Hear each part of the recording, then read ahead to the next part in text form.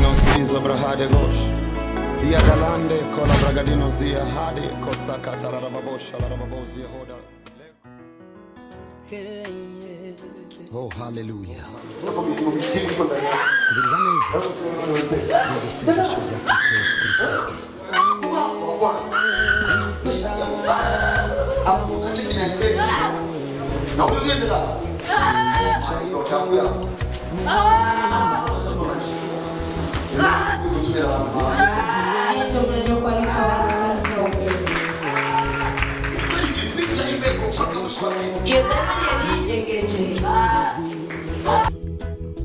Kwizera ndabonye intebe uyicaye ko muhora imana iburyo bwiwe ndabonye intebe ashaka kubadilika ubuzima bwe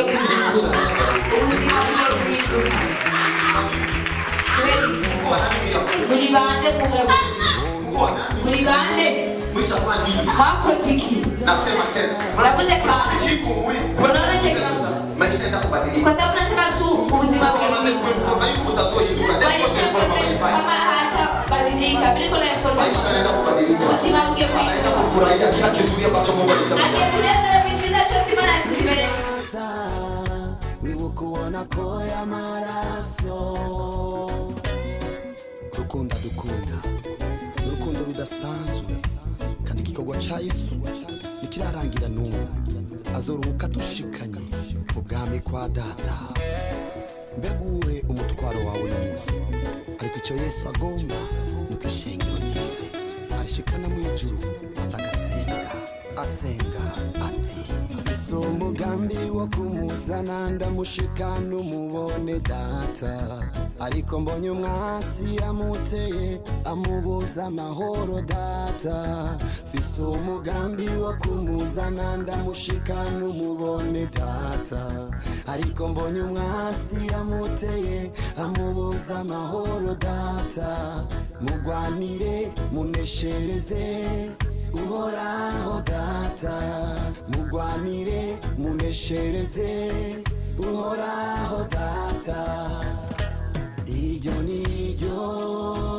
sengesho ryiwe umwama dusengera begi ryawe ryo baririye iryo niryo sengesho begi ryawe ryo baririye iryo niryo sengesho ryiwe begi ryawe ryo baririye iryo niryo sengesho ryiwe ryawe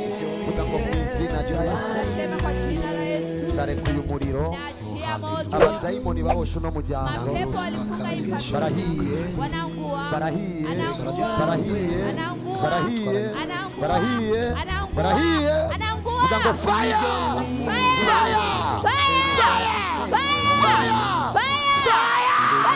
in the mighty name of Jesus fire sema fire Mungu ni mwema.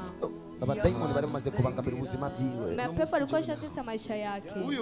Huyo muntu asikipata habari nzuri ikadumu. Igihe cyose ahura nico biti inkuru nca mugongo na nafuka nakata tamaa maisha. Wakati wote anakutana na habari ya kumkata tamaa. Lakini Bwana ananiambia kwamba anaenda kumuingiza mu byake juu adui alishampiganisha kutopiga tombi yake. Ariko Imana imbwiye ko agiye kumwinjiza mu vyo kwera umwasi yamugwako. Uranzi nagumuka. Urabona ingene gumuzi. Shira ibiganza ijuru duheze. Weka mikono juu tumalize. Leta mkono hapo. We. Mimi sichezagi na mapepo. Jesse nkina na madaimoni. Toka ndani yake. Soka va muriwe. Toka. Soka. Toka. Soka. Toka. Soka. Toka. Soka. Toka. Soka. Toka. Soka. Toka. Soka. Toka. Soka. Toka. Soka. Toka. Soka. Toka. Soka. Toka. Soka. Toka. Soka. In the mighty name of Jesus. Mwizina ry'ubushobozi bwa Yesu. In the mighty name of Jesus. Mwizina ry'ubushobozi bwa Yesu. Kazi yako imekwisha. Igikorwa cyawe kirarangiye. Umemalizika. Waheze. Hauna nguvu tena. Ntambara ugifise kandi. In the mighty name of Jesus. Mwizina ry'ubushobozi bwa Yesu. Thank you, Holy Spirit. urakoze mpemu yera. Turagushimiye kuko ijambo riri ku gikorwa. Tunakushukuru kwa maana neno liko kukazi. Turagushimiye ko ijambo rirangije daimon. Tunakushukuru kwa maana neno Turagushimiye ko ijambo ritembagaje hasi daimon. Tunakushukuru kwa maana neno linangusha. Turagushimiye ko ijambo ritembagaje hasi daimon. Tunakushukuru kwa maana neno linangusha. Turagushimiye ko ijambo ivunaguye daimon. Tunakushukuru kwa maana neno Turagushimiye ko ijambo rikubise daimon. Tunakushukuru kwa maana neno linapiga Turagushimiye ko pepo. ijambo rivunaguye daimon. Tunakushukuru kwa maana neno linavunja pepo. Uzingora nafise. Nikugusa ku kichwa. Na ukoleho kandi.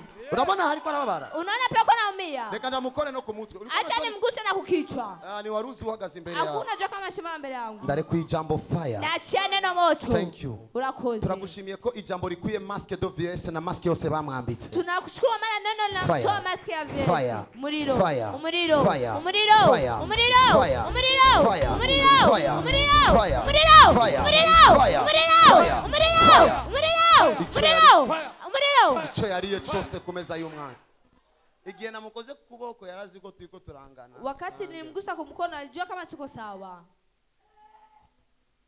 Ijambo ririko rirakora. Neno liko linatumika. Ukubohoka kwiwe ni direct. Kufunguliwa kwake ni direct. Ikintu cyose yariye kumeza y'umwanzi. Kitu chote alikulia kumeza ya adui. Akidawe. Akitapike. Arashobora kudawa igikerega ni mwiruke. Anaweza kutapika chura hapa msikimbie. Arashobora no kudawa inzoka kuko ivyo nivyo bishikira mu. Anaweza na kutapika nyoka, hivyo ndio vinafikia kwa mikutano. Muvemo. Mtokemo. Mugumize ibiganza hejuru. Bakiza mikono juu.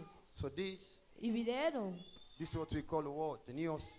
Ndo dunia. Abamubona n'amaso sibo reality. Hao watu mnaonesha na macho sio yeye kiukweli. Ibihishi kinyuma nivyo biteye ubwoba. Benye vinajificha nyuma ndo vinatia uoga.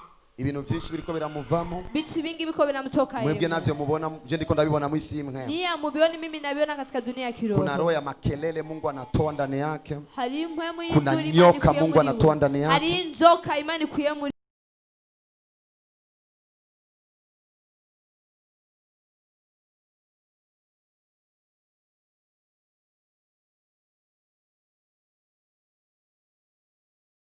Toka. Vyose vinasohoka. Vyote vinatoka. Vyose vinasohoka. Toka. Soka. Toka. Soka. Toka. Soka. Toka. Soka. Wero chafu ya kumkatisha tamaa. Wa mpemu mbi wewe kumteza Toka. kutinege. Soka. Toka. Soka. Toka. Soka. Toka. Soka. Toka. Soka. Toka. Soka. Toka. Soka. Toka. Soka. Kwa jina la Yesu. Mizina ya Yesu. Ungua. Ungua. Sha. Ungua. Sha. Ungua. Sha. Ungua. Sha. Ungua. Sha. Teketea. Teketea. In the mighty name of Mizina Jesus. y'ubushobozi bwa Yesu. Father, I pray. Data ndasenze. In the mighty name of Jesus. Mizina y'ubushobozi bwa Yesu. Kino cyose kigira intango. Kitu chote kina mwanzo Kikagira n'iherezo. na kina mwisho. Aba bazimu. Abo wazimu. Iyi mikuri. Abadayimoni bo mu mazi. Mapepo ya maji. Amajambo namwatuye. Maneno nilimkiliyeko. Arakomeye kuruta ivyo bamuvuze. Ni makubwa zaidi ya yenye walimkiliyeko. Ndagushimiye ko mubohoye. Nakushukuru kwa kuna mfungua. Ndagushimiye ko muhinduriye ubuzima. Nakushukuru kwa kuna mbadilisha Ndagushimiye ko historia. abayicare mwegisha. Nakushukuru kwa beza maisha. Shetani nivyo barangiye. Yesu Shama Yahweh Nakushukuru kwa beza maisha. Shetani nivyo barangiye. Nashukuru kwa sababu shetani maisha. Mizina ya Yesu. Nani kama wewe?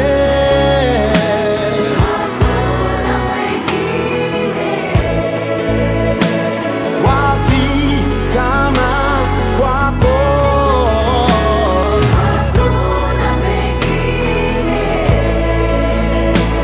Nani kama wewe?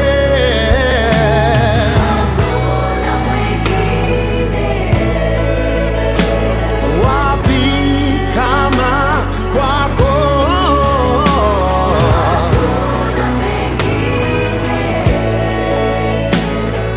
Hakuna mwingine kama wewe. We worship you today. muhezagirwe mugirirwe neza n'Imana. Mbega wabuze igituma ubayeho? Mbega wabuze umugambi Imana ifise ku buzima bwawe? Mbega wabuze ibikurindiriye inyuma ya buno buzima bwo kuri si? Mbega uriyumvira akazoza kawe uri ngaha kwisi n'inyuma yo kuva ngaha kwisi? Muri minota 2 unyumvirize unege ugutwi iminota 2 maze iyi minota 2 utazokwigira wicuza ku buzima bwawe. Nitwa Joshua, Prophet of Jesus. Siko nitwa kera nari umuririmbyi w'indirimbo z'isi. kera nitwa Sugu JT Shio aka Obama. Nagendeye muri byinshi, nabonye byinshi. Iyi si ubonesha amaso siyo si, kuko muri iyo si nabonye byinshi. Muri iyi si ibyo tubona siko kuri, kuko ariyo byinshi bitabonwa biri muri iyi si.